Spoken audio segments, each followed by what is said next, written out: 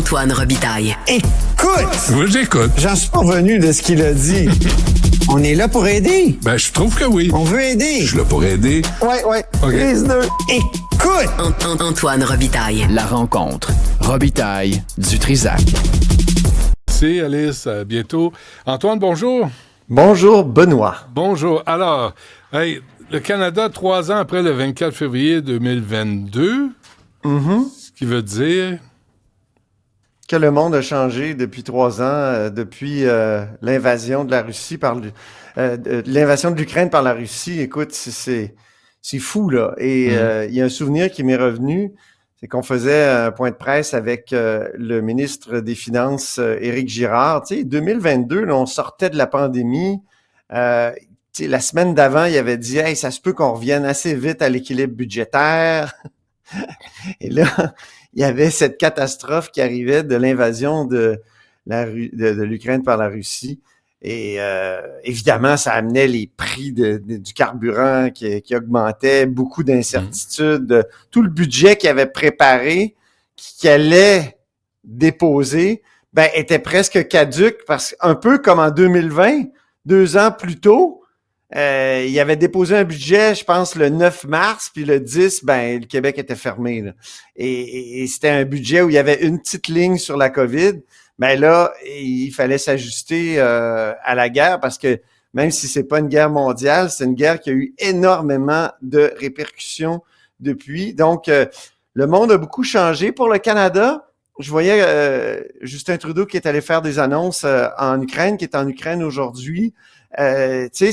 C'est important qu'on soit cohérent parce que on a une communauté ukrainienne extrêmement importante au Canada. Mais surtout, mais Antoine, faut que la guerre cesse. Aussi, faut que la guerre cesse. Faut trouver une façon de cesser la guerre.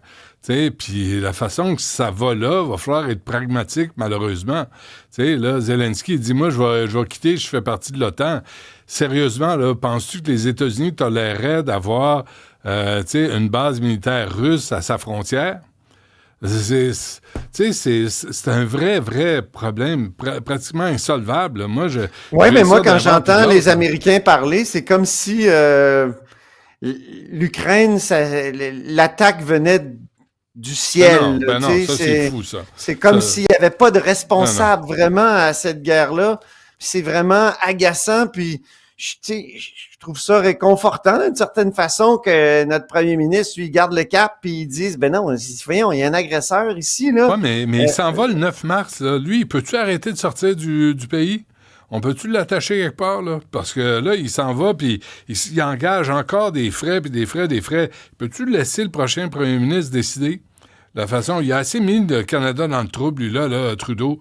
Il va rien rembourser là-dedans.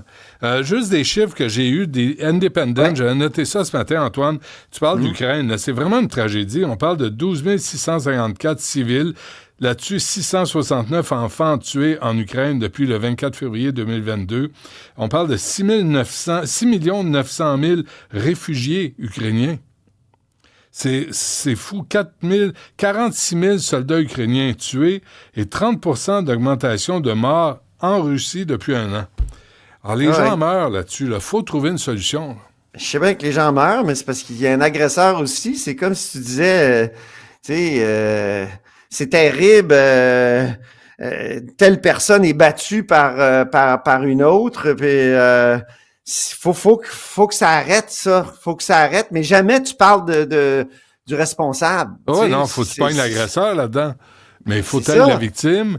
Mais là, on a notre principal allié, les États-Unis, qui disent comme l'agresseur le même message. Puis le Canada se retrouve isolé, lâché par les États-Unis. Ouais. On est comme l'Europe, on se retrouve dans la situation européenne. C'est pas pour rien que The Economist, la semaine passée, la grande revue anglaise, a dit, il faudrait peut-être faire une entente avec le Canada, puis ça pourrait aller jusqu'à l'intégration du Canada à la communauté européenne. Oh, moi, je veux pas. Je veux pas.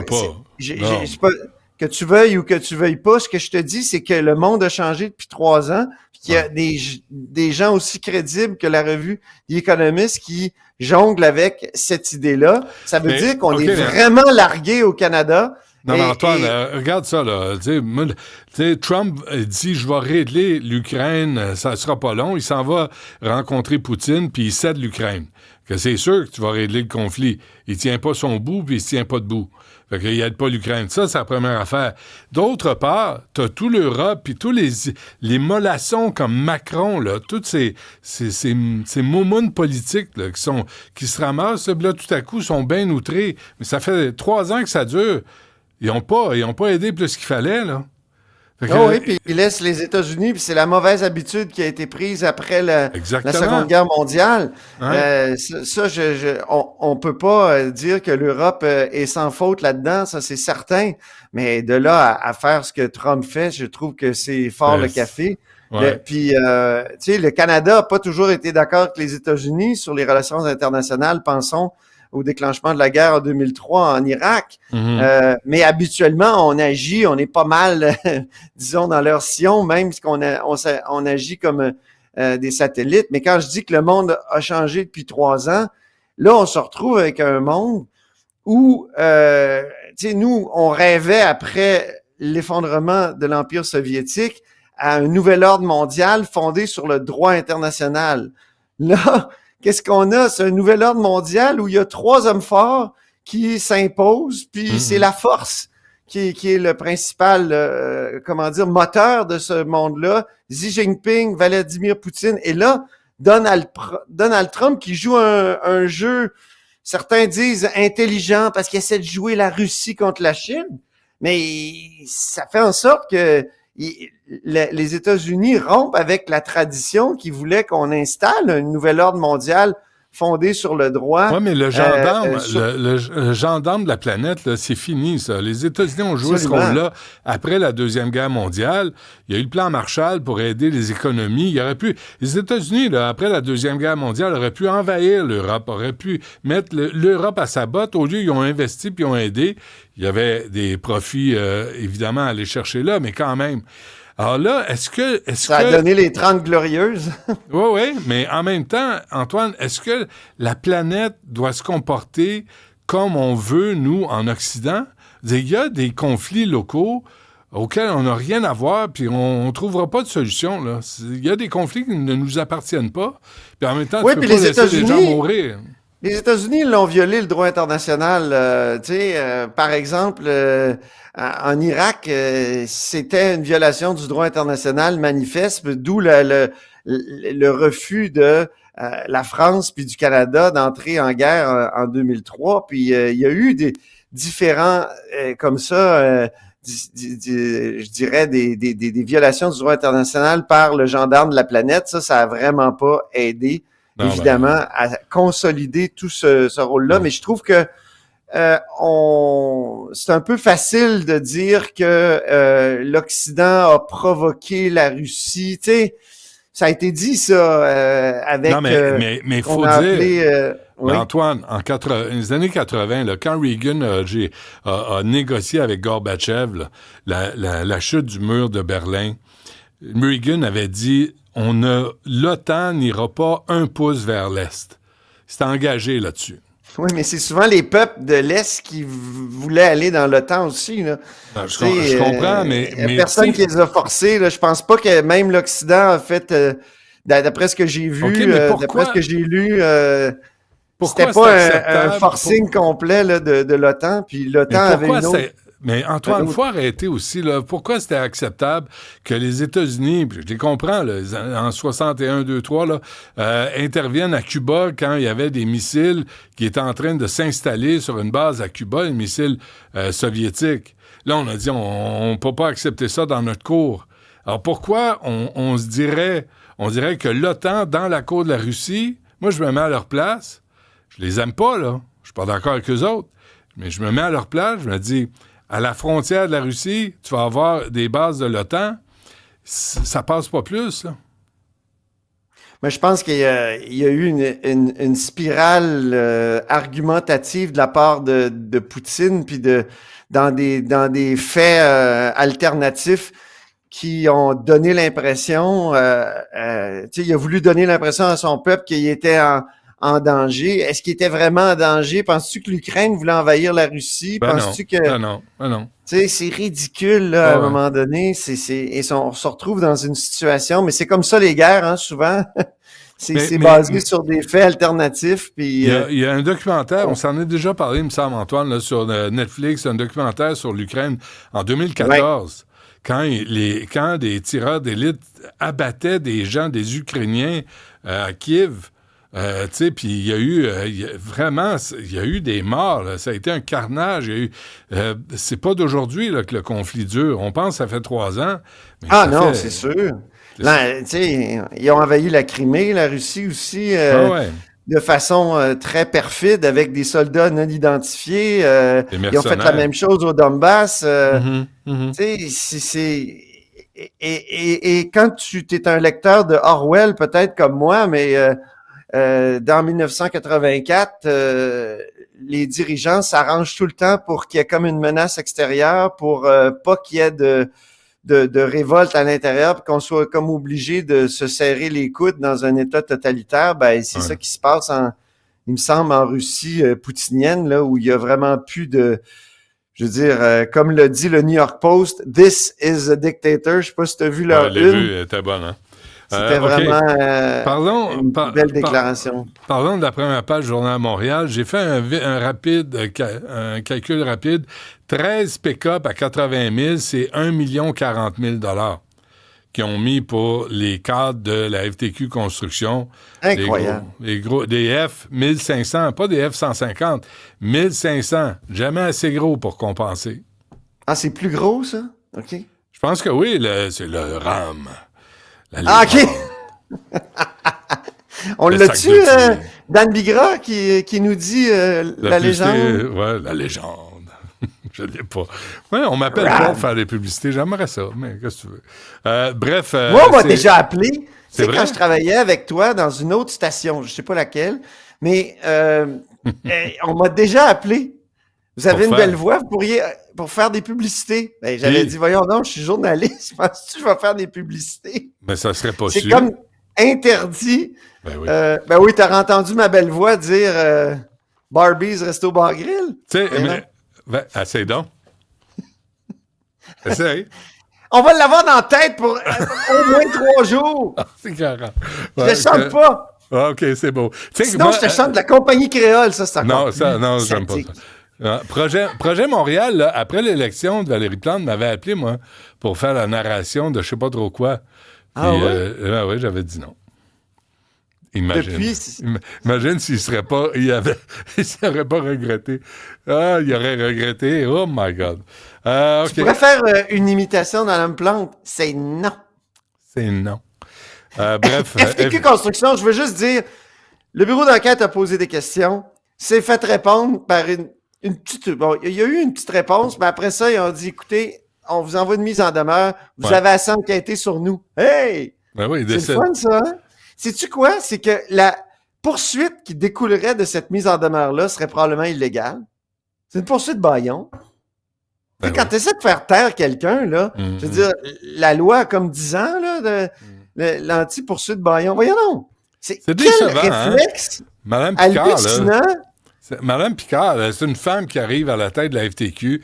Là, tu sais, on parle toujours des femmes comme quoi ils vont gérer autrement, puis qu'il y aurait la paix dans le monde si c'était toutes des femmes à la tête des États. Ben, t'as une femme à la tête de la FTQ, puis c'est la même maudite affaire qu'il y avait avant. Il y a des comptes de dépenses qui dérapent, des pick-up pour les gars de la Construct.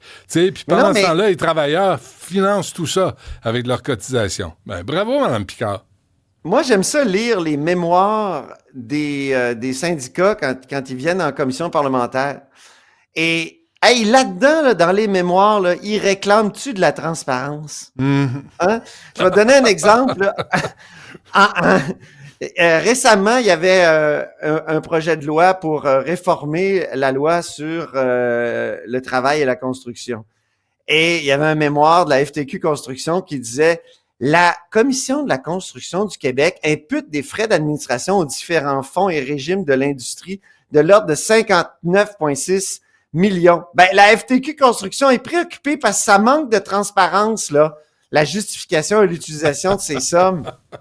Ouais. Quand c'est pour les autres, Ah oui. cette organisation-là demande toujours plus de transparence. Mhm. Plus de transparence de l'État, plus de transparence des ministres, plus de transparence des élus.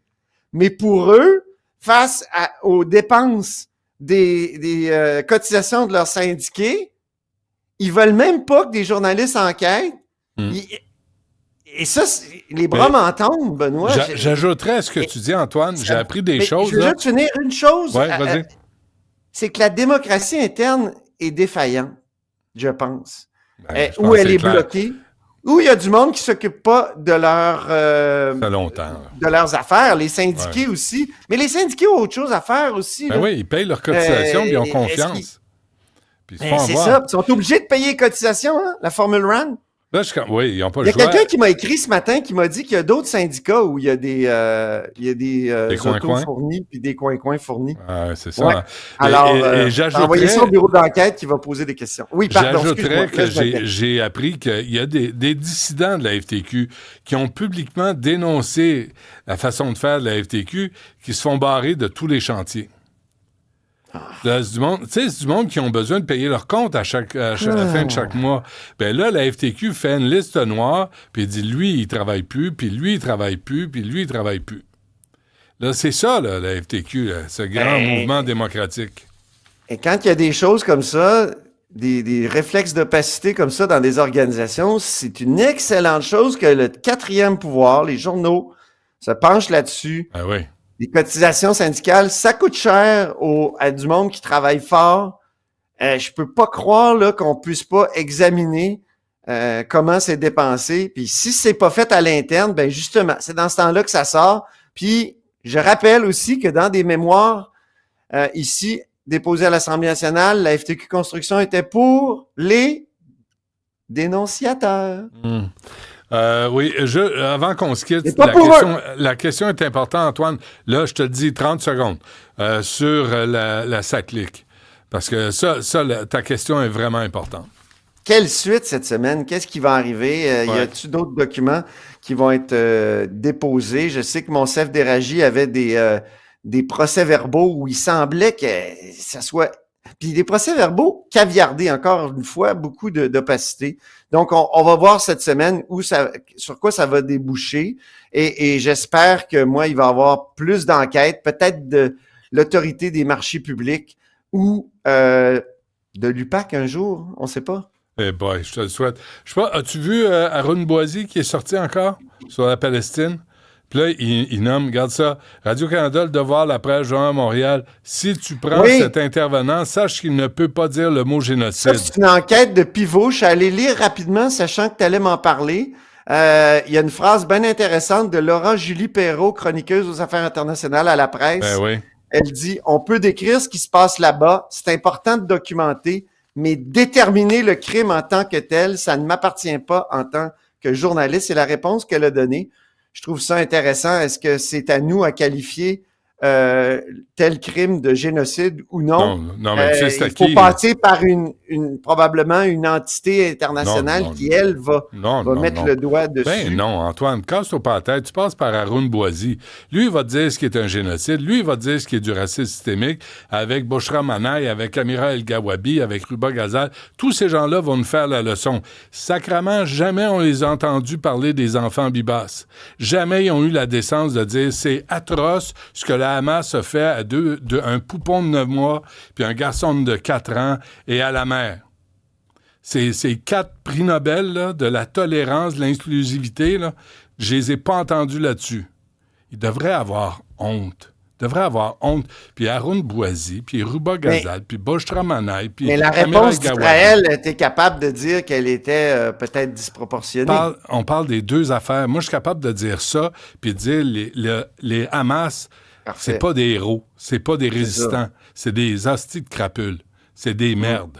Puis quand tu es capable d'étouffer un enfant à main nue, je sais pas quelle humanité il te reste dans le corps. Mais là, ça en demandait trop à Arun Boisy. Mais il va nous faire tuer avec le vin israélien. C'est le prix Nobel.